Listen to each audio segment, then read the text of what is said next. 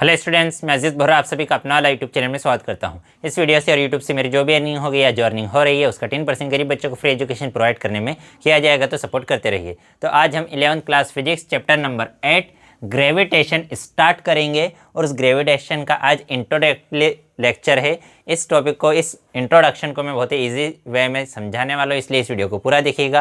और अगर अभी तक आप लोगों ने हमारे चैनल को सब्सक्राइब नहीं किया है तो चैनल को सब्सक्राइब कर लीजिए, बेल आइकन को भी प्रेस कर लीजिएगा ताकि नए वीडियोस की नोटिफिकेशन आपको समय पर मिलते रहे। तो क्या है आज का हमारा टॉपिक? आज का हमारा टॉपिक है इंट्रोडक्शन ऑफ चैप्टर 8। तो देखो, बचपन से हमें ये चीज़ तो पता है, भले हमने ध्यान दिया हो या नहीं दिया हो, कि अगर हम जो जितनी भी बॉडीज़ है अर्थ पर, वो सभी बॉडीज़ अर्थ की तरफ अट्रैक्ट होती है। भले हमने ध्यान दिया हो या नहीं दिया, हमें ये तो पता ही है कि जितनी भी बॉडीज़ है, ये मार्कर है, इसको अगर मैं फ्रीली रिलीज़ करूँगा तो किधर अट्रैक्ट होगा? टूवर्ड्स अर्थ। ठीक है। फिर उसके बाद हमें ये भी पता है कि अगर किसी ऑब्जेक्ट को हम अपवर्ड डायरेक्शन में थ्रो करते हैं तो वह सर्टन हाइट तक जाने के बाद वापस कहाँ आता है? डाउनवर्ड डायरेक्शन में। कोई हिल है तो हिल को क्लाइंब करना हमारे लिए ज़्यादा टायरिंग होता है एज़ कम्पेयर टू हिल से नीचे उतरना हमारे लिए ईजी होता है। जो क्लाउड्स है, क्लाउड से रेन ड्रॉप डाउनवर्ड डायरेक्शन में फॉल होते हैं। ठीक है, ये सब चीज़ें तो हमें पता है और इस टाइप के बहुत सारे फिनोमिना पता है। इन सभी पर बेस्ड गैलीलियो नाम के साइंटिस्ट ने क्या कहा? गैलीलियो कहाँ के साइंटिस्ट थे? गैलीलियो थे इटालियन साइंटिस्ट, इटली के थे। तो उन्होंने क्या कहा? उन्होंने कहा कि जितने भी ऑब्जेक्ट्स हैं सभी सेम एक्सीलरेशन से, कांस्टेंट एक्सीलरेशन से अर्थ की तरफ अट्रैक्ट होते हैं, चाहे उनका मास कुछ भी हो। मतलब ये मार्कर हो या मैं या फिर कोई बहुत बड़ी ट्रक, सभी को अगर हम किसी सर्टन हाइट से रिलीज़ करेंगे या सर्टन हाइट पर फ्रीली रिलीज़ कर देंगे, उसे छोड़ देंगे, तो सभी उनका मास कुछ भी हो, वो सेम एक्सीलरेशन से, कांस्टेंट एक्सीलरेशन से अर्थ की तरफ क्या होगी? एक्सीलरेट होगी। और इसी बात को उन्होंने अपने एक्सपेरिमेंट के द्वारा प्रूव करके बताया कि उन्होंने एक इंक्लाइंड प्लेन लिया और इंक्लाइंड प्लेन से डिफरेंट मासेस की बॉडीज़ को रिलीज़ किया। तो उन सभी बॉडीज़ का एक्सेलरेशन क्या था? सेम था। उस एक्सेलरेशन को उन्होंने कैलकुलेट किया और बाद में बहुत टाइम बाद जब उस एक्सेलरेशन ड्यू टू ग्रेविटी के अर्थ उसको अट्रैक्ट कर रही है, उसकी वजह से जो एक्सेलरेशन है, वो एक्सेलरेशन की जो गैलीलियो ने जो वैल्यू दी थी, वो बाद में जो एकदम एक्यूरेट वैल्यू आई उसके बहुत ही पास थी। गैलीलियो की जो वैल्यू थी, जो बाद में जो एक्यूरेट वैल्यू थी, उसके बहुत ही नियर थी। ठीक है।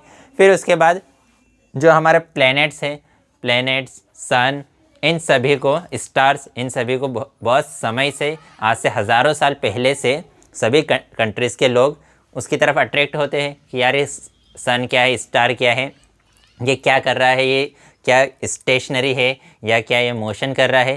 तो ये सभी चीज़ें सभी कंट्रीज़ के लोगों को क्या करती थी? अपनी तरफ अट्रैक्ट करती थी। तो उसमें बहुत सारे लोगों ने देखा कि हाँ, ये जो बहुत सारे स्टार्स है वो सालों साल तक, ईयर्स एंड ईयर्स, वो अपनी पोजीशन को चेंज नहीं करते। और बहुत सी चीज़ें ऐसी भी उन्होंने देखी कि जो अपनी पोजीशन को चेंज करती है, लाइक प्लैनेट, कि जो प्लैनेट है वो क्या करते हैं? अपनी पोजीशंस को चेंज करते हैं। इनकी उन्होंने क्या की? स्टडी की। तो बहुत सारे साइंटिस्ट के मैंने यहाँ नाम लिखे हैं। टॉलमी, पीस आइलैंड है यहाँ पर, Ptolemy, Aryabhata, Nicolaus Copernicus, Galileo, Tycho Brahe and Johannes Kepler. इन सभी साइंटिस्ट ने क्या कहा, क्या नहीं कहा, वो इस टॉपिक में और आगे हम डिस्कस करने वाले हैं। तो सबसे पहले तो क्या हुआ? सबसे पहले आए हमारे टॉलमी ने क्या कहा? टॉलमी ने कहा कि जितने भी ऑब्जेक्ट्स है या जितने भी प्लैनेट्स है, जितने भी सन है, स्टार्स है, वो सभी अर्थ के अराउंड मोशन करते हैं। उन्होंने कॉन्सेप्ट दिया जियोसेंट्रिक। क्या कॉन्सेप्ट दिया उन्होंने? जियोसेंट्रिक का कॉन्सेप्ट दिया। जियोसेंट्रिक कॉन्सेप्ट मतलब, जियो मतलब अर्थ, जियो से यहाँ पर किसका मतलब है? अर्थ का। कि जो अर्थ है वो सेंटर में है और उस सेंटर के अर्थ को सेंटर कंसिडर करके जितने भी स्टार्स, सन, प्लैनेट्स है दूसरे, वो सभी अर्थ को सेंटर कंसिडर करके उसके सराउंडिंग क्या करते हैं? मोशन करते हैं। ठीक है। और इसी कॉन्सेप्ट को उन्होंने क्या कहा? जियोसेंट्रिक। फिर ये सपोज करो ये अर्थ है, इस अर्थ के सराउंडिंग ही दूसरे प्लैनेट्स क्या कर रहे हैं? सर्कुलर मोशन कर रहे हैं।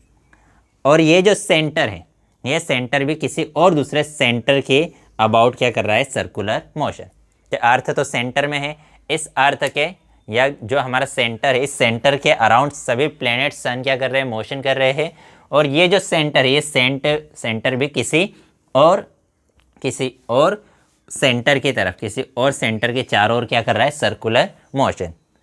फिर इसके कई 400 साल बाद 400 ईयर, आफ्टर 400 ईयर एक नया मॉडल आया। उस मॉडल ने क्या कहा, उस मॉडल ने कहा कि जितने भी प्लैनेट्स हैं वो सभी क्या कर रहे हैं, सन के अराउंड मोशन कर रहे हैं।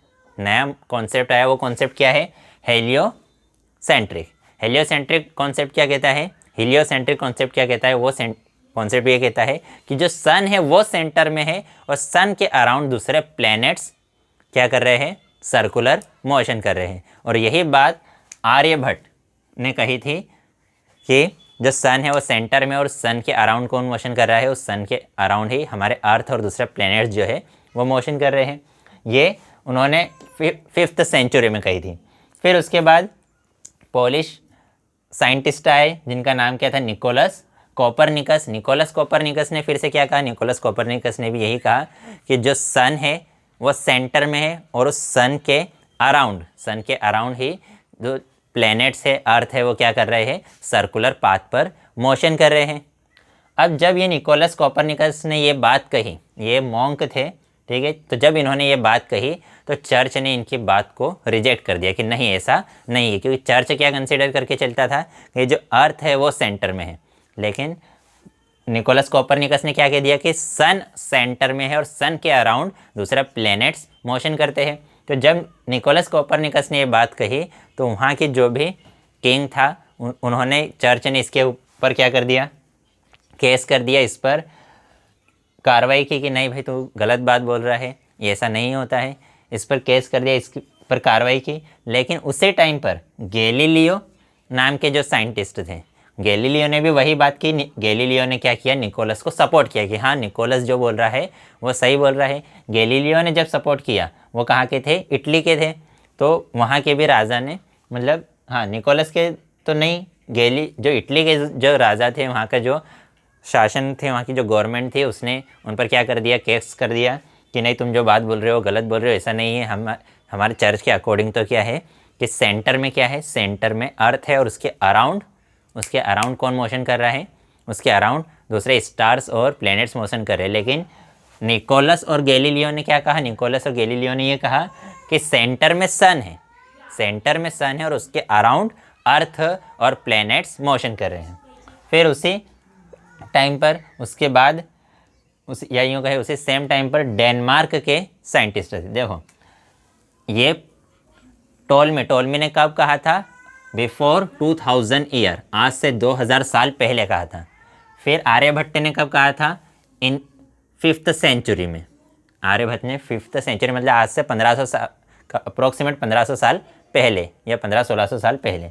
फिर ये निकोलस कोपरनिकस ने कब कहा, इनके 1000 साल बाद, मतलब इनके भी 5th सेंचुरी के भी और 1000 साल 1000 ईयर बाद। तो ये अप्रोक्सीमेट 15-16 सेंचुरी की बात है। ये जो बात है ये कभी 15-16 सेंचुरी की ये सभी बातें हैं। तो उन्होंने क्या कहा, उन्होंने कहा कि नहीं, सेंटर में कौन है, सन है। फिर इसी को सपोर्ट किसने किया, टाइको ब्राह ने किया। उन्होंने क्या कहा, उन्होंने अपने जितने भी स्टार्स है उनका ऑब्जर्वेशन किया नेकेड आई से, अपनी आईज से, क्योंकि उस टाइम पर तो ऐसे कोई बड़े बड़े टेलीस्कोप वगैरह इतने बड़े इंस्ट्रूमेंट नहीं थे कि जिससे हम क्या कर सके, ऑब्जर्वेशन कर सके। तो टाइको ने क्या किया, टाइको ने अपनी नेकेड आईज से सभी जो स्टार्स है, जो स्काई में जो स्टार्स दिख रहे हैं उनका ऑब्जर्वेशन किया, और उनका जो भी ऑब्जर्वेशन किया उन्होंने अपने ऑब्जर्वेशंस को लिखा कि हाँ जो भी ये हाँ ये स्टार इस टाइप से मोशन कर रहा है, ये स्टेशनरी है या बहुत स्लो मोशन कर रहा है। जो भी उन्होंने अपनी बहुत बड़ी एक बुक या जो भी उन्होंने अपना डाटा कलेक्ट करते गए, और उस डाटा को ही किसने एनालाइज किया, उनके जो असिस्टेंट थे, टाइको के जो असिस्टेंट थे जोहानस केपलर ने ही उस डाटा को एनालाइज किया, और उस डाटा के बेसिस पर ही जोहानस केपलर ने 3 लॉज ऑफ प्लैनेटरी मोशन दिए। जोहानस केपलर ने ही उसी बेसिस पर, किसके डाटा के बेसिस पर, टाइको के डाटा के बेसिस पर। टाइको कहाँ के थे, डेनमार्क के। उनके डाटा के बेसिस पर टाइको के जो असिस्टेंट थे जोहानस केपलर, उन्होंने 3 लॉज दिए जिसको हम क्या बोलते हैं 3 लॉज ऑफ प्लैनेटरी मोशन, और बाद में उन्हीं लॉज को क्या कहा जॉन्स या केपलर्स लॉ। उन लॉज को क्या कहा केपलर्स लॉ, और इस केपलर्स लॉ के बेसिस पर ही न्यूटन ने अपना यूनिवर्सल लॉ ऑफ ग्रेविटेशन दिया। ठीक है, तो आज के वीडियो में इतना ही। नेक्स्ट वीडियो में हम नेक्स्ट टॉपिक पढ़ेंगे। अगर वीडियो पसंद आई हो तो लाइक कीजिएगा, अपने दोस्तों के साथ भी शेयर ज़रूर कर दीजिएगा, पसंद ना आई हो तो डिसलाइक कर दीजिएगा। तो अगर इस वीडियो से रिलेटेड कोई डाउट हो तो डाउट कमेंट में आप हमसे पूछ सकते हैं, कोई सजेशन हो तो वो भी कमेंट कर सकते हैं। तो आज की वीडियो में इतना ही, बाय।